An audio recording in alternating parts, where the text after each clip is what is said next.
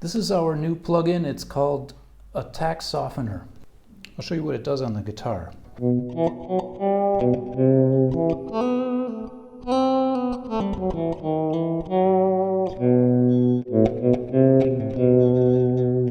So you can hear it's cutting out the pick sounds at the beginning of each note. I'm going to take the depth down to 0, which will mean that it won't cut anything. I'll play the same thing.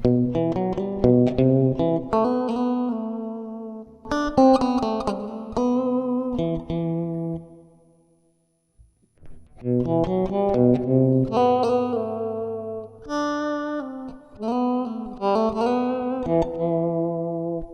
can use it for chords.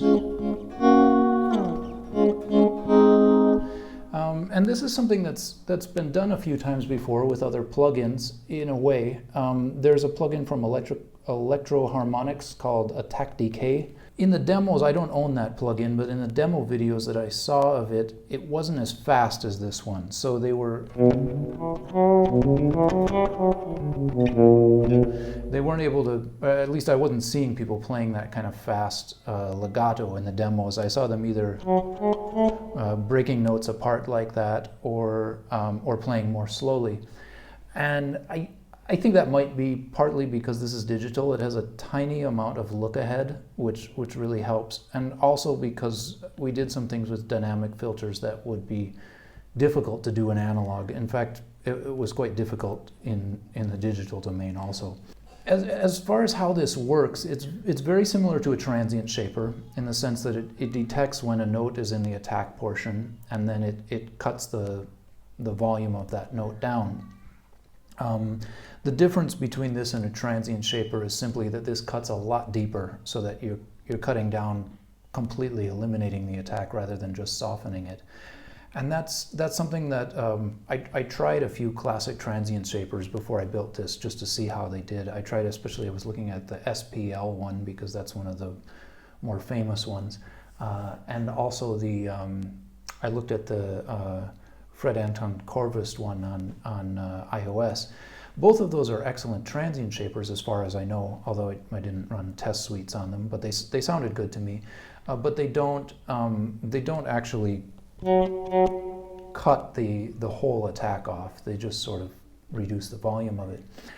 Let's talk a little bit about the controls. So I've got attack time, and that can be turned up to get sort of a swell effect. We spent most of our time engineering this to make sure it works well at the fast time, because that's something that I haven't seen other effects do before.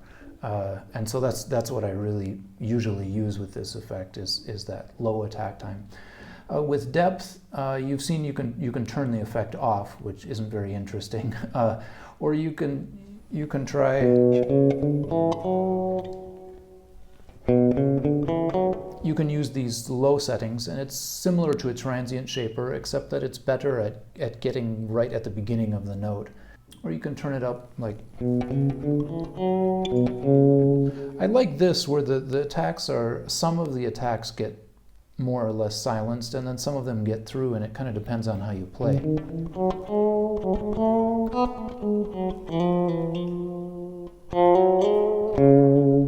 That's a nice sound. We've set it at a default setting of 10, which is at a point where it does a good job cutting out the attack completely.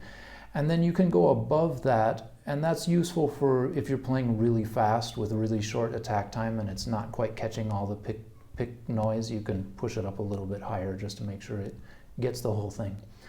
The noise gate, I usually don't touch it, I just leave it here. It's not a noise gate in the sense that it's not filtering noise out of the sound that you hear coming out. SC means sidechain. So it's important with this type of plugin that it not be confused by fluctuations in the volume of the background noise, because that could cause it to start processing the attack portion of a note, and then it wouldn't be ready if a real note came.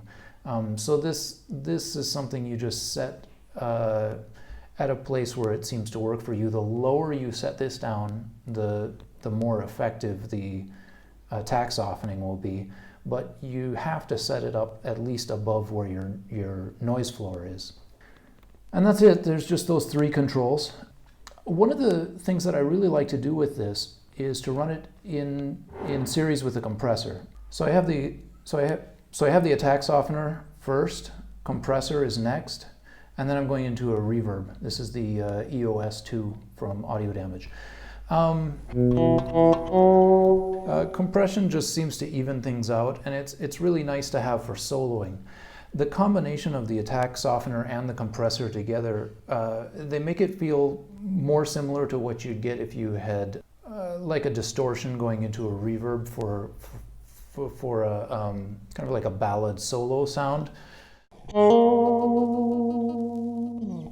They give you a lot of sustain, but a lot of sustain without any fuzz or distortion and without any attack. So here's the compressor alone. And you can hear that's not the right sound. If you wanted like a clean solo in a song, you don't want to hear those pick noises. But this sound with the attack softener on is something you could definitely use as a solo sound. So I'll just play guitar for a few seconds and then we'll end the video.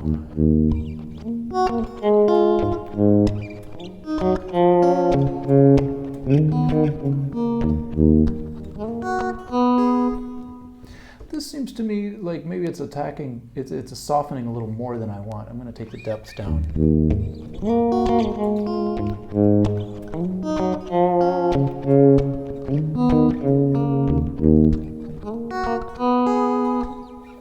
You can play almost anything with this, even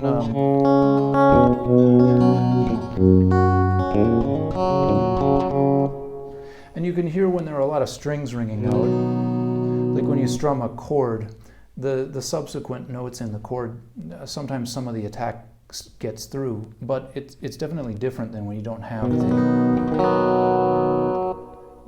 the attack shaper on it. It softens things up. But most of the time, if you're using this with chords, you want to strum all the notes together using your fingers, and then you'll really get the full effect of the attack shaper.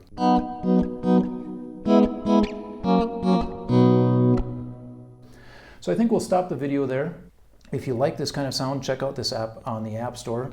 If you'd like to see more of these videos, hit subscribe, and if you want to help us out, hit like on this video so that our YouTube channel can grow. Thank you.